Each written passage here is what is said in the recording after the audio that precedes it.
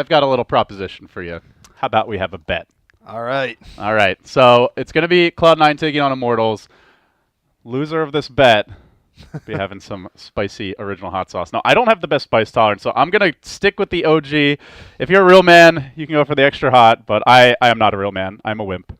I fully admit it, at least when it comes to spice. So, loser, going to have a nice shot of this after the game. So who is your money on as we'll take a look at the draft here? So who are you taking? I kind of want to bet on Immortals here just because I want to have the shot of the hot sauce, but for now I'll stay with my instincts. I will say that I think C9 should be able to take this game.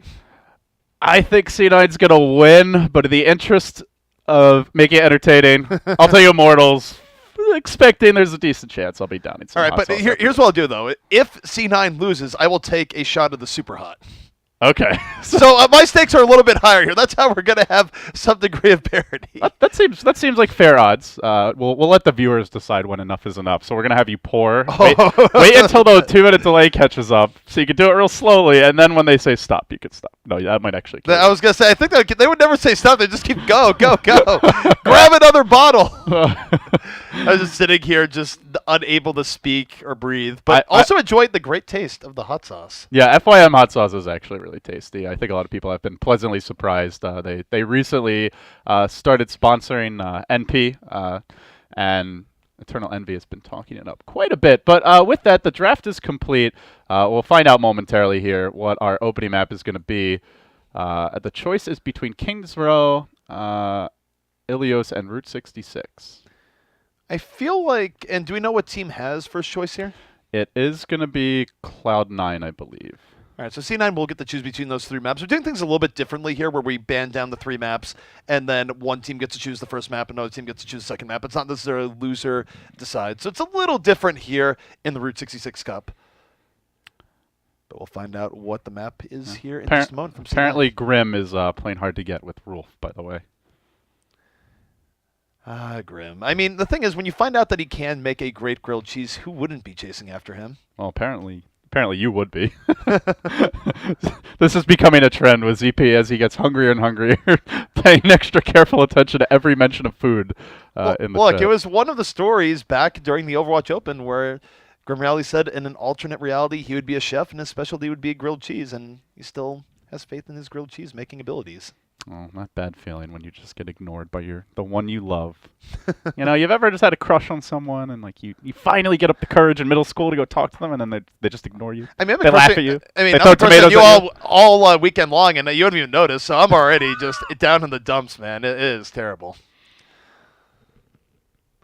So, taking a look here at the maps, it will be Route 66 will be the next map here coming out from C9, and the question is, will we be seeing that Bastion early on? Will they be protecting the president? C9 definitely likes running that.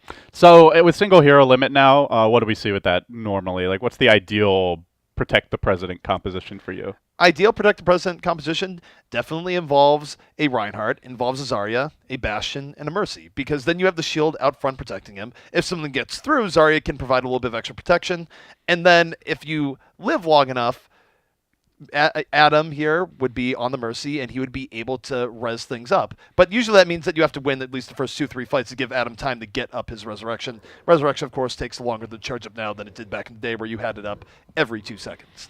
And I guess it's going to take even longer with the new PTR patch, huh? So yeah, we'll see if they want to go for that comp. Bit of a break here while the teams figure out which side they're going to be on to get Route 66 underway. So for those wondering where we are in the brackets, Cloud9 taking on Immortals here, best of 3, winning team, going to play FaZe. And the loser will be dropping down to face Kingdom. But before we get to that final match, we do have Selfless taking on a beleaguered Tempo Store team that almost came back on Lijiang Tower, ended up falling short after 2-0 in a 2-3 defeat and got 2-0 overall for the series. So they'll have a little time to recover mentally, but that cannot be great for morale. No, not at all. And C9, I mean, again, they've been looking great all throughout the week, whether it be in the monthly melee, whether it be here. They've been coming in strong, and this new roster has really been gelling. So they're scary to pretty much anyone in an A. And I think for C9 here, if they come through with a victory in this cup, you got to wonder how they're going to match up against some of the teams who've been missing as of late, your NRGs, your Envies, and all the rest, because, of course, they've been off in Korea for a long time. But we will eventually have a tournament where we have all of NA centered once more, and I'm just going to be excited to see what happens. Yeah, so while Hype needs a minute here, guys, big shout out to our sponsor for this cup, FYM Hot Sauce. If you haven't already, you can check them out at bts.fymhotsauce.rocks. Use the code ROOT66 and you can get a discount.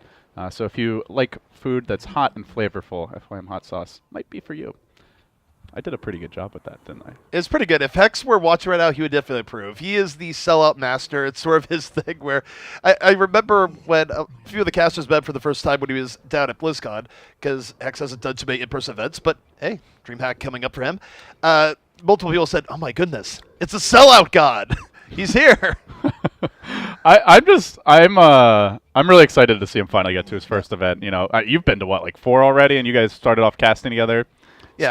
Still hasn't gotten to one, but DreamHack will be the first time. Apparently going to DreamHack is a bit of a trip, quite literally, where you fly in and then you have some sort of bus ride that goes through the rustic middle of nowhere where you feel like if your bus were to break down, no one would ever find you type of situation. Yeah, because the DreamHack, like their main offices are in Stockholm, but that's not where they run the actual like big DreamHack winter and summer events. They have like a huge convention center. I forget the name of the town, but it's like kind of in the middle of nowhere, Sweden. But it suddenly becomes like this huge destination with tens of thousands of people descending there for the land. So one thing I will warn you about for my friends who have gone is be careful of the land plague, because there's a lot of people who are sleeping there in close quarters. Disease tends to spread. Apparently, it's a popular hookup spot as well for the youngsters from Sweden. So, as you can imagine, of course, there's a high chance of getting infected by something. Whatever it might be. And usually I'd say I'm not the type of person that gets sick all that often, and yet I feel like over the last 6 months I've definitely been developing the reputation of getting sick at events. It started with Gamescom, and it hasn't been the worst sickness. It's just been these terrible upper sinus type things where I'm just congested. It's terrible. It's not great. I'm just getting over it from BlizzCon where, again, not like totally knocked on my butt or anything, but not feeling 100% healthy either. So it's going to be Grimothy for Timothy. Do you know who Tim is? Quick play Tim from Beta. Remember this nerd. I have no idea who Tim is. Okay, so this is what happens, Rolf, when you try too hard to get his attention. You drive him away. Now he's not even going to play the match. I do wonder what effect this is going to have on Rolf's mental state, where Rolf now was hoping to have his dance with Grim Reality, even though he was on the other side, and now it's not even going to happen. He's not even going to have that back and forth. He's just going to have to sell for Tim, and anytime you just have to sell for Tim, it just feels bad, man. It definitely does. I mean, will he just turn his attention to Tim, or will he just give up and go into an immense depression? Tim. He is not going to care about Tim. He's like, yeah, it's just Tim. I don't even care about this anymore. All right, well, he might just be Tim to you, but to me, he's a hero because he gets this match started, ZP. We have Overwatch to cast. Absolutely, and I gotta say, this is definitely not good for Immortals. Grim Reality is one of their standout players. Tim going to be filling in very big shoes. Now that you say that, watch him just like go nuts and drop like a 30 bomb on them or something. Listen, Grim Reality, if you're watching there, I just want to know, even if Tim turns out to be the best Overwatch player of all time, takes your spot on the team, becomes a new Crusher 99, I'm still going to favor you because you make the best grilled cheese in the world, supposedly. We're going to feed you, you don't have to, you don't have to be that shameless. Oh, man. All right, only a quarter of a mile to the Panorama Diner and only about 50 seconds until we get underway. So, ZP, looking at how these two teams match up, compositions, you mentioned the Protect the President. Lineup, anything else that we could possibly see that would be unconventional or worth some discussion here? Defensively, C9 is coming out with a pretty much pure power defense. They're not going for the Maid. They just want the power of Reaper and McCree. They've been running it here on Route 66 pretty reliably over the last week. Not really too surprising. Offensively, this is also pretty standard. I mean, the main thing here is that you see from Immortals that they don't always like running the Ana, even though most teams do like running the Ana. So for that, that's a more unconventional thing. But as it turns out, they are going for the Ana in the end. So Ithan not going to be showering us with the Zenyatta. All right, we've got some very popular streamers in the house, if the chat's to be believed. I don't think it is, but talk to me about Route 66 defense real quickly, ZP. They're holding this diner. That seems to be where most teams make their stand. And the reason why they do this is that's a really great spot to lay down poke and a good spot to drop down immediately right after. It really puts a lot of the onus on the offense to get in and deal with it, but they will have Genji and Winston, so that I would expect a double dive coming out here sooner rather than later, and that's exactly what happens, but Tim already down. Yeah, meanwhile that Winston of Nomi moving in, but the stand-in off to a rough start here as Nomi tries to find the opening. Still others dropping fairly low. You see Agility's forced back, and that leaves a very isolated Winston who's going to fall as well, so they will have to reset. Really decisive stuff coming out from C9 there. Nothing crazy, just good solid shots being landed by Mendo and Sheer4 respectively. And again, they're just making Immortals come to them. They're not making it easy. They're saying, all right, you guys actually have to evict us from the top of Big Earls. Can you do it? And for now, it's been problematic as Agility is just trying to build up the Dragon. And Mendo hanging back. They do jump the Winston in again. Flashbang attempted, but the Genji able to sidestep it. Agilities gets away, though he's low. I don't know if he can continue pursuit here. Tim gets from behind. Great headshot by Mendo, and that's going to instantly shut that Tracer down. Immediately moving now onto the Zen. He's doing a work from this roof, but he needs to heal bad. Heal bad. He is able to back up, though. Mendo using space to his advantage. Backs up, lands shot after shot. It is the Mendo show right now. I'm on fire. Getting everything he needs done and more. The rest of C9 supporting on the payload. 2.5 minutes remaining, and it's been a rough time here for Tim. I don't know if I trust him to make me a grilled cheese. I don't know if I trust Mendo's basketball potential after that attempt to get back on the roof. But well, what he lacks in ups, he makes up for in aim. This man has been on fire, and it certainly feels like a big boost to the team's just control and killing potential ever since they added him to replace Reaper. Sheer4 just going to the back. Nano boosted Reaper. Picks off 2 immediately. Use the Death Blossom. And this is going from bad to worse right now for Immortals. They're just not able to get much done. And I'm not saying they would have been able to get a whole ton done with Grim Reality here, but I feel like they would have had a few more openings.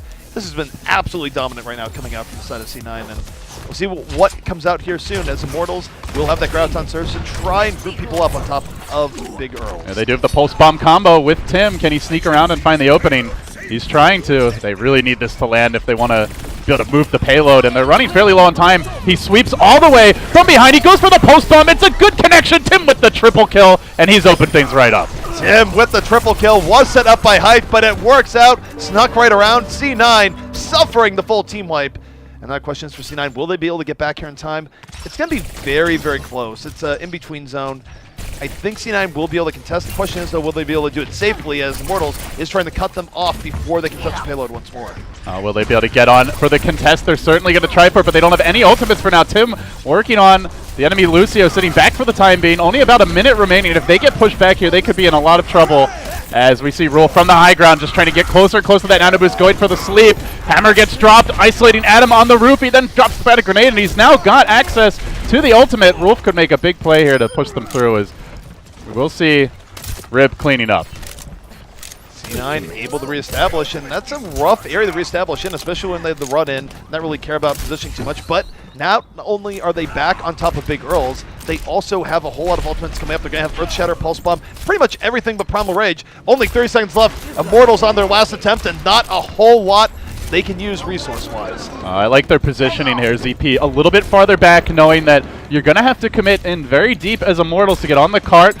Already Agility's being forced back a bit. Mendo in great position here. Does have the Deadeye ready, but he's holding on to it for now. Bringing Chance low, trying to finish him off. Hype from the high ground, taking some heavy shots as he channels the Deadeye. Can he find the opening? No, Agility's going to take him down there. Big play from the Genji, finding 3, and they might just be able to push this cart through. Someone's got to stay on it, though. No! And why not gonna happen! Happening? They had 4 alive! They had 4 alive! No! Like, they brought that back. They were able to build the ults up mid-fight.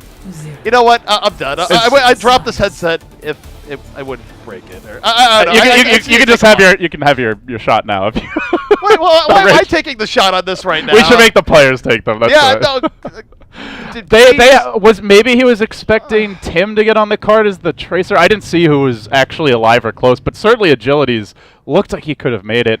Could be the stand-in effect, but it's happened in games where there aren't stand-ins too. I don't know why this has been happening so much this week, but it is actually going to make me tilt off the face of the planet. Please stop.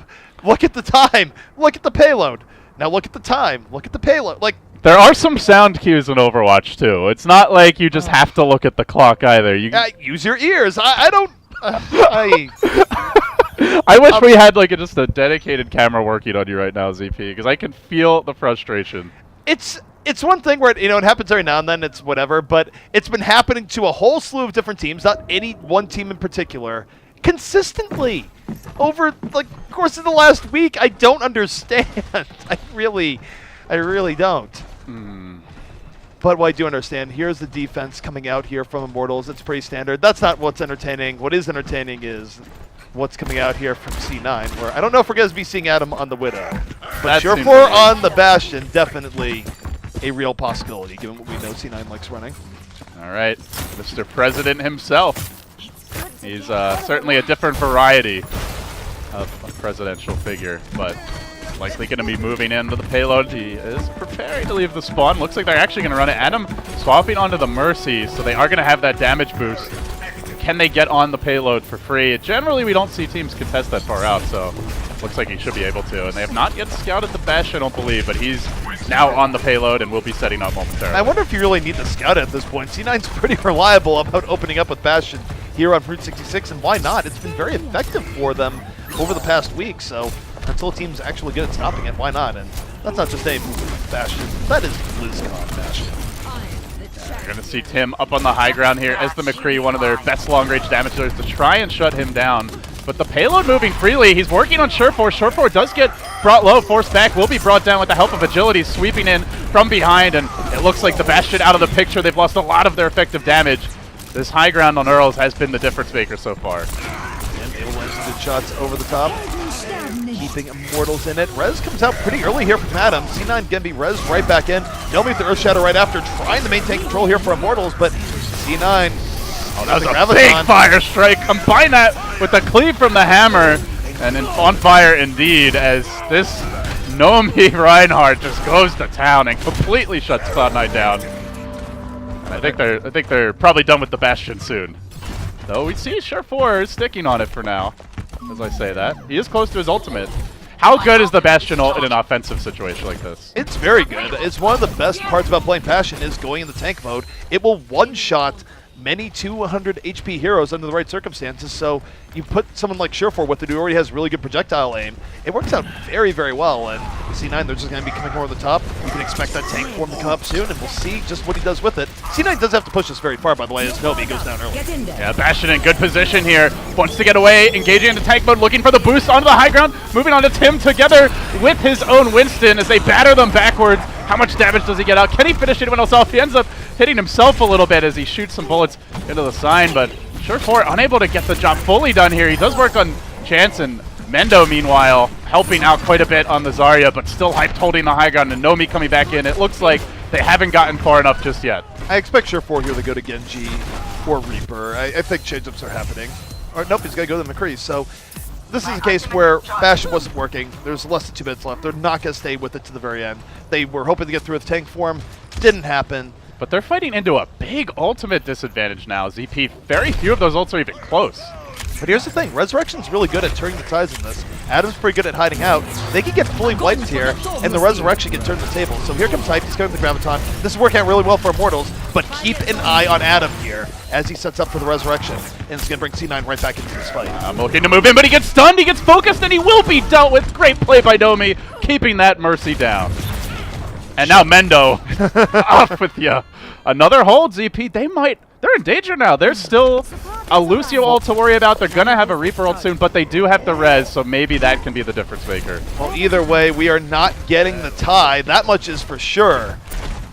So for C9, it's do or die here. Who's going to end up taking Route 66? Immortals coming in a way that's really unexpected.